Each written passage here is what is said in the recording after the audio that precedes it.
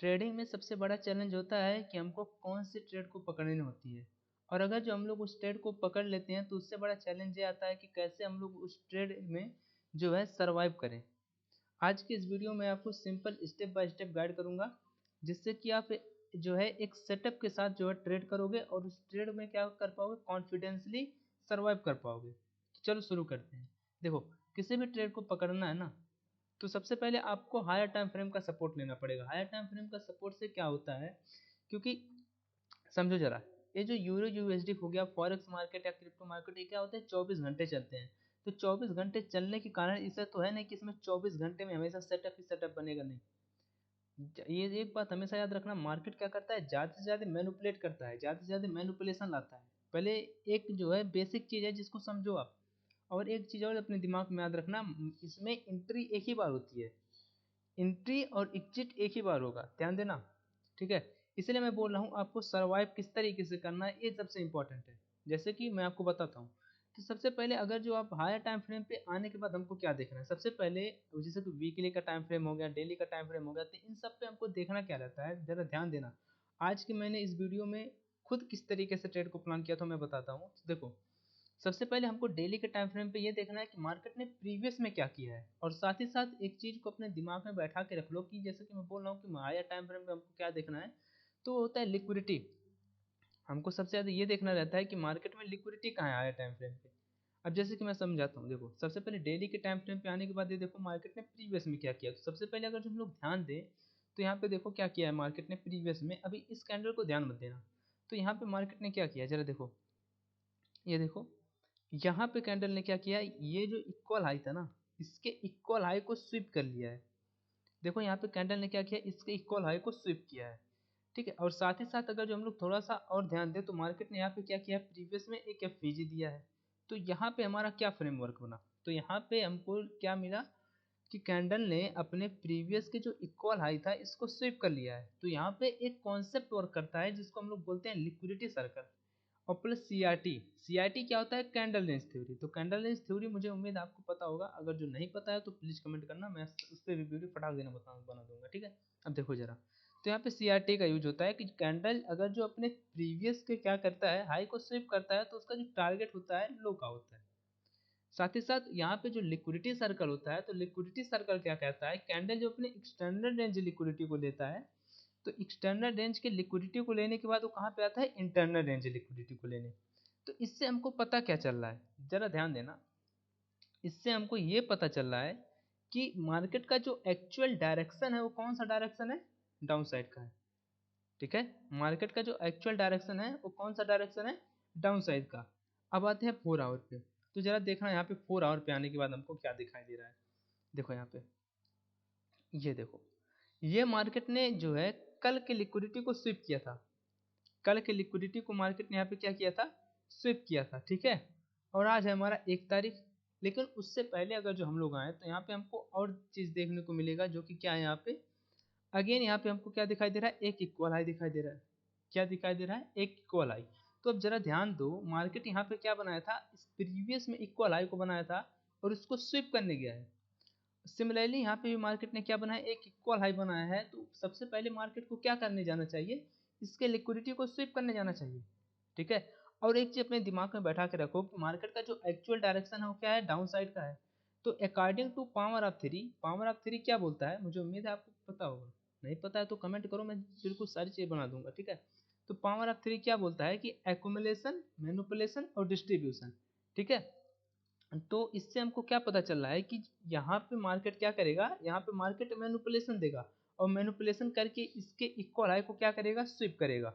ठीक है, यहाँ पे मार्केट क्या करेगा, मैनिपुलेशन देगा। मैनिपुलेशन देने का मतलब क्या होता है, ट्रैप करना। जैसे ध्यान से समझो, यहाँ पे कैंडल ने इक्वल हाई को बनाया, जो कि मार्केट को क्या कर रहा है, अपने तरफ मैग्नेट कर रहा है। ठीक है, लेकिन एक्चुअल डायरेक्शन क्या है, डाउन में है। तो मैंने इसीलिए बोला कि मार्केट 24 घंटे चलता है। तो मार्केट को डाउन में आना है तो जरूरी नहीं है कि जहाँ पे है वहीं से डाउन में आए। क्या पता वो यहाँ पे है तो अप में जाके डाउन में आ जाए, यहाँ पे है तो हल्का सा अप में जाके डाउन में आ जाए।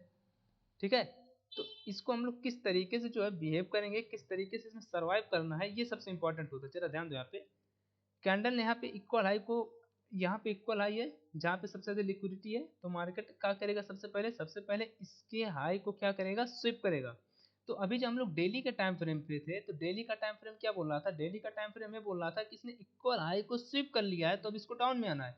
लेकिन इसको डाउन में तो आना है, लेकिन डाउन में आने से पहले इसको सबसे पहले अप में जाना पड़ेगा। क्यों? क्योंकि यहाँ पे क्या है, एक 4 आवर पे इक्वल हाई बना के दिया है प्लस। अब समझो जरा, अगर जो मार्केट को अप में जाना है, तो अप में जाने के लिए उसको सबसे पहले यहाँ पे कोई ना कोई एक पीओआई होगा जिस पे टैप करके अप में जाएगा। ऐसा तो है नहीं कि हवा में ही ऐसे अप में चला जाएगा। ठीक है, समझो जरा। तो अब डिपेंड करता है कि मार्केट कहाँ से अप में जाएगा। ठीक है, क्योंकि मैंने क्या बोला, हायर टाइम फ्रेम का सपोर्ट लो। तो अभी तक डेली का टाइम फ्रेम डाउन में बता रहा है, लेकिन जो 4 आवर है वो कहाँ पे बता रहा है, अप में बता रहा है। और एक चीज और सुनो जरा ध्यान से, डेली का टाइम फ्रेम पे मैंने क्या बोला कि मार्केट कहाँ पे आना चाह रहा है, डाउन में आना चाह रहा है। तो 4 आवर पे, जैसा कि मैं यहाँ पे बोल रहा हूँ कि मार्केट को अप में जाना है, तो मैंने ये बोला कि अप में जाना है तो उसको कहीं ना कहीं किसी पीओआई पे टैप करके अप में जाना पड़ेगा ना। तो उसी तरीके से मार्केट को अगर जो डेली के टाइम फ्रेम पे डाउन में आना है, तो उसको किसी न किसी पीओआई पे टैप करके डाउन में आना पड़ेगा। ठीक है, और अगर जो किसी पीओआई पे टैप नहीं करता है, तो उसको हायर टाइम फ्रेम पे एफवीजी देना पड़ेगा। जैसे कि 15 मिनट पे या तो चेंज ऑफ कैरेक्टर करे, या तो 1 आवर पे वो किसी हायर टाइम फ्रेम के लिक्विडिटी को स्विप करे। यह बहुत इंपॉर्टेंट होता है लिक्विडिटी को स्विप करना। मैं अभी आपको इसको पावर दिखाऊंगा। अब जरा समझो यहाँ पे, तो यहाँ पे देखो क्या दिखाई दे रहा है, एक दिखाई दे रहा है एफवीजी एरिया। अब इस वाले एफवीजी एरिया का क्या रोल है, इस वाले एफवीजी एरिया का ये रोल है, जैसा कि मैंने आपको बोला कि मार्केट डाउन में आएगा, तो डाउन में आएगा, कहाँ से डाउन में आएगा, तो ये रहा, मार्केट अप में जाएगा और यहाँ से टैप करके क्या करेगा, डाउन में आएगा। अब देखो यहीं पे आता है सर्वाइवल, यहीं पे आता है ट्रेड लेना। यहाँ पे हर कोई एंट्री कर लेता है। यहाँ पे ये जो डायरेक्शन है, ये हर कोई पता कर लेता है कि डायरेक्शन यहाँ से यहाँ, लेकिन एग्जैक्ट कहाँ पे एंट्री करना है, यही सबसे बड़ी बात होती है। क्यों? क्योंकि ऐसा जब लोग एग्जैक्ट टाइम फ्रेम पे एंट्री नहीं कर पाते हैं ना, तो बार बार एंट्री करते हैं, जिससे कि उनका काफ़ी ज़्यादा लॉस हो जाता है। अब देखो इसको किस तरीके से सर्वाइव करना मैं आपको बताता हूँ। अब आते हैं 1 आवर के टाइम फ्रेम पे। 1 आवर के टाइम फ्रेम पे आने के बाद हमको क्या देखना है, समझो जरा। अब देखो यही पे सबसे इंपॉर्टेंट होता है। मैं आपको मल्टीपल जो है एग्जांपल दिखा दूंगा कि जिसपे मैंने इस पे ट्रेड लिया है, और काफ़ी जो पावरफुल सेटअप है। देखो यहाँ पे, अब देखो,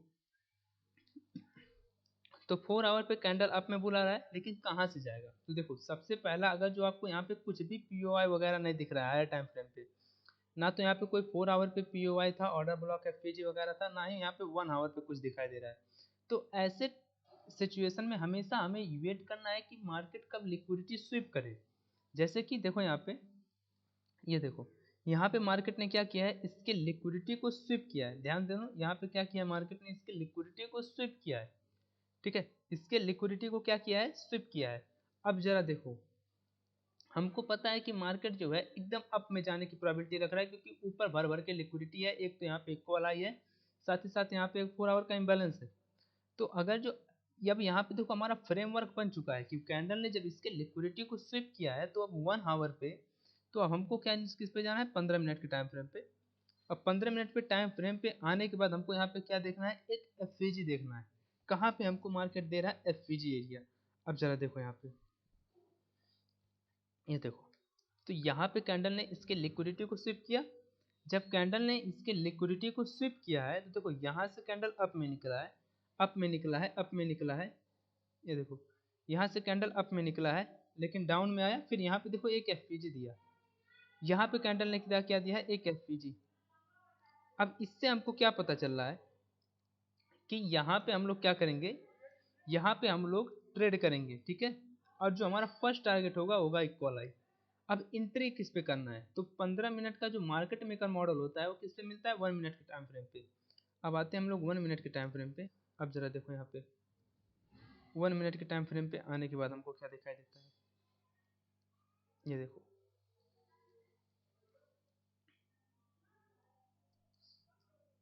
ये देखो, यहाँ पे अगर जो आप ध्यान दोगे, तो यहाँ पे टर्टल सूप का यूज होता है। कैसे टर्टल सूप, देखो यहाँ पे कैंडल ने सबसे पहले क्या किया है, ये देखो, यहाँ पे इसने सेल साइड की लिक्विडिटी लिया, और यहाँ पे इसने क्या कर दिया है, चेंज ऑफ कैरेक्टर। एक सेकेंड रुको जरा, सेल साइड की लिक्विडिटी को लिया है। ठीक है, और सेल साइड की लिक्विडिटी को लेने के बाद यहाँ पे कैंडल ने क्या कर दिया है, ये देखो, चेंज ऑफ कैरेक्टर कर दिया है। ठीक है, एक सेकंड रुको जरा यहाँ पे।